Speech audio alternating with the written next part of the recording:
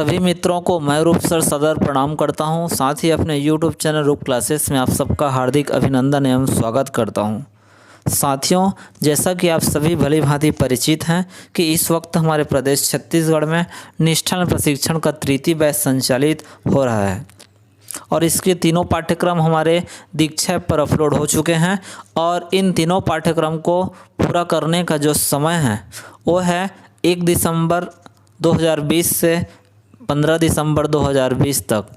जी हाँ मित्रों, इस बीच आपको तीनों पाठ्यक्रम को जो है पूर्ण करना है। आज मैं आपको हमारे इस निष्ठा प्रशिक्षण के 8वें पाठ्यक्रम, जिसका नाम है CG8 पर्यावरण अध्ययन का शिक्षा शास्त्र, इसके प्रश्नोत्तरी सेक्शन के बारे में आपसे चर्चा करूंगा। साथियों, मैं आपको बताऊंगा कि इस प्रश्नोत्तरी सेक्शन के 10 प्रश्न को आप आसानी से और जो है सहजतापूर्वक कैसे जो है हल कर पाएंगे, 10 में 10 अंक कैसे अर्जित कर पाएंगे। तो आइए मित्रों, स्टार्ट करते हैं निष्ठा प्रशिक्षण के 8वें पाठ्यक्रम का प्रश्नोत्तरी सेक्शन। तो साथियों, प्रश्नोत्तरी सेक्शन का पहला प्रश्न आपकी स्क्रीन पर ए रहा। निम्नलिखित में से कौन सा कथन पाठ्यचर्या संबंधी अपेक्षाओं और सीखने के प्रतिफलों के बारे में सही है? इसके ऑप्शन इस प्रकार हैं। पहला है प्रत्येक कक्षा के लिए सीखने के प्रतिफल अलग होते हैं। दूसरा ऑप्शन है प्रत्येक कक्षा के लिए पाठ्यचर्या अपेक्षाएं अलग होती हैं। तीसरा ऑप्शन है पाठ्यचर्या संबंधी अपेक्षाओं और सीखने के प्रतिफलों के बीच कोई संबंध नहीं है। चौथा ऑप्शन है सीखने के प्रतिफल पाठ्यचर्या अपेक्षाओं को हासिल करने में मदद करेंगे। इसका सही ऑप्शन है मित्रों पहला, प्रत्येक कक्षा के लिए सीखने के प्रतिफल अलग होते हैं। इसको सिलेक्ट करेंगे और आगे बटन पर क्लिक करेंगे। जैसे ही आगे बटन पर क्लिक करेंगे तो अगला प्रश्न आपकी स्क्रीन पर आ जाएगा और वह प्रश्न है कक्षा 1 और 2 में पर्यावरण अध्ययन। इसके ऑप्शन है पहला, भाषा और गणित के साथ पढ़ाया जाता है। दूसरा, पढ़ाना संभव नहीं है। तीसरा, अलग विषय के रूप में पढ़ाया जाता है। चौथा है किसी भी तरह से नहीं पढ़ाया जाता है। इसका सही ऑप्शन है पहला, भाषा और गणित के साथ पढ़ाया जाता है। इसको सिलेक्ट करेंगे और आगे बटन पर क्लिक करेंगे। अगला प्रश्न है प्राथमिक स्तर पर पर्यावरण अध्ययन के सिखाने सीखने के उद्देश्यों में शामिल नहीं किया जाता है। पहला ऑप्शन है विद्यार्थियों को वैज्ञानिक नियम याद करने में मदद करना। दूसरा ऑप्शन है विद्यार्थियों को उनके सामाजिक सांस्कृतिक पर्यावरण को समझने में मदद करना। तीसरा ऑप्शन है शिक्षार्थियों को उनके भौतिक पर्यावरण को समझने में मदद करना। और चौथा ऑप्शन है शिक्षार्थियों को उनके परिवेश को जागरूक करना और महत्व बताना। इसका सही ऑप्शन है साथियों पहला, विद्यार्थियों को वैज्ञानिक नियम याद करने में मदद करना। यह सही ऑप्शन है। इसको आप जो है सिलेक्ट करेंगे और आगे बटन पर क्लिक करेंगे। जैसे आगे बटन पर क्लिक करेंगे तो अगला प्रश्न आ जाएगा और वह प्रश्न है विभिन्न मापदंडों के लिए विद्यार्थियों की सीखने की प्रगति और उनके स्तरों का पता लगाने के लिए निम्नलिखित विकल्पों में से कौन सा सबसे उपयुक्त है? पहला ऑप्शन है वर्कशीट। दूसरा, मौखिक परीक्षा। तीसरा, लिखित परीक्षा। चौथा है रूब्रिक्स अर्थात मापदंडों का सेट। इसका सही आंसर है चौथा ऑप्शन, रूब्रिक्स मापदंडों का सेट। इसको सिलेक्ट करेंगे और आगे बटन पर क्लिक करेंगे। अगला प्रश्न है पर्यावरण को सुरक्षित रखने वाले 3 र है। इसके ऑप्शन है पहला, रिजर्व आरक्षित करना, रिड्यूस कम करना, रिसाइकिल पुनः चक्रित करना। दूसरा ऑप्शन है रिकवर, रीयूज, रिटेन। तीसरा ऑप्शन है रिकॉग्नाइज पहचानना, रिसाइकल पुनः चक्रित करना, रीयूज पुनः उपयोग करना।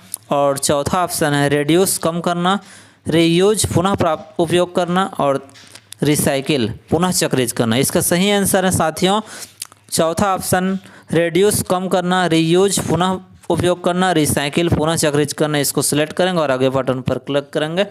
अगला प्रश्न है निम्नलिखित में से कौन सा पर्यावरण अध्ययन शिक्षण अधिगम के अनुरूप नहीं है? इसके ऑप्शन इस प्रकार हैं। पहला, प्रत्येक बच्चा अपने तरीके से अद्वितीय है। दूसरा, प्रत्येक बच्चे को प्रश्न पूछने का अधिकार है। तीसरा, प्रत्येक बच्चा अपने ज्ञान का सर्जन स्वयं करता है।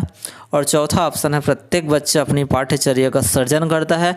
इसका सही ऑप्शन है चौथा, प्रत्येक बच्चा अपनी पाठ्यचर्या का सर्जन करता है। इसको सिलेक्ट करेंगे, आगे बटन पर क्लिक करेंगे तो अगला प्रश्न आपकी स्क्रीन पर आ जाएगा और वह प्रश्न है निम्नलिखित में से कौन सा बच्चों के बीच व्यक्तिगत सामाजिक गुणों को बढ़ाने में मदद करता है। इसके ऑप्शन हैं, पहला संबंधित मुद्दे पर विशेष व्याख्यान आयोजित करना, दूसरा कक्षा में सहयोगी और सहकारी रूप में सीखने को बढ़ावा देना, तीसरा ऑप्शन है कक्षा में इस पर शिक्षक द्वारा प्रतिदिन 5 मिनट की बात करना, और चौथा ऑप्शन है विषय पर प्रश्नोत्तरी आयोजित करना।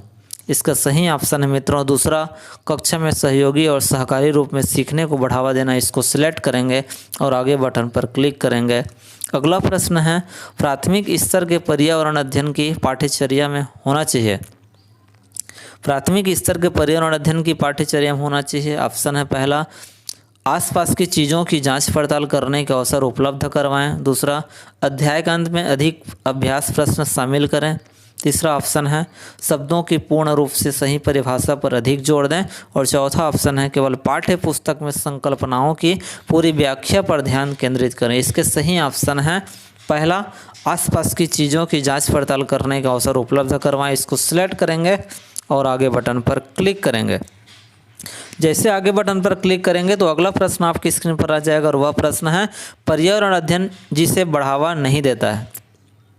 पहला बहुत सवाल पूछना, दूसरा पूछताछ और जांच पड़ताल, तीसरा करके सीखना, और चौथा ऑप्शन है परिभाषाओं को याद करना।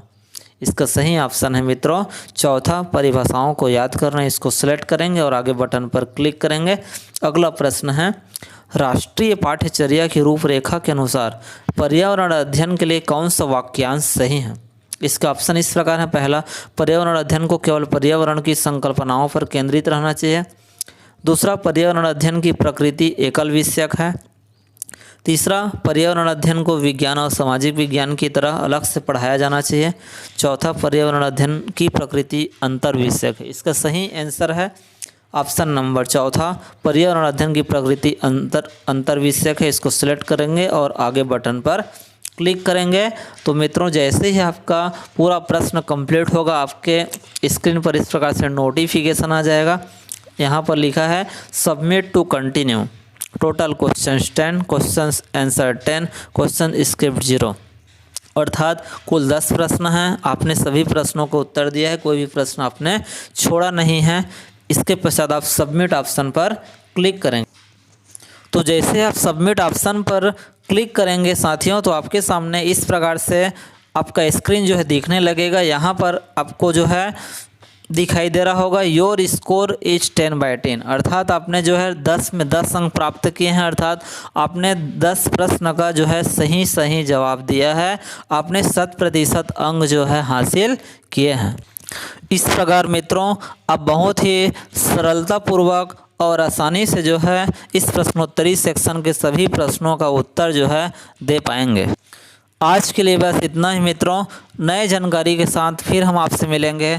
तब तक के लिए जय हिंद, जय भारत, जय छत्तीसगढ़।